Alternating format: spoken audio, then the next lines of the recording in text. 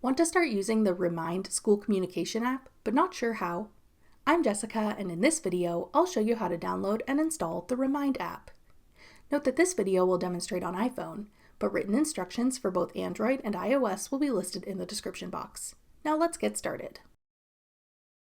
To download Remind, first open the App Store. Go to the Search tab. Then type in Remind in the search bar. Tap Remind School Communication when it appears in the search results. Then tap Get.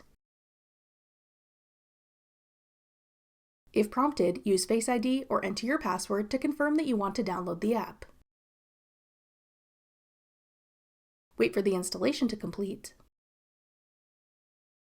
Then tap Open to start using the Remind app.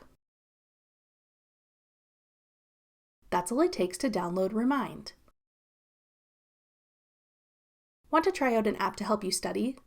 Check out this tutorial next. Click the video on your screen now to watch. Thanks for watching. If you found this video helpful, we'd love it if you'd hit the like button below and subscribe to our channel.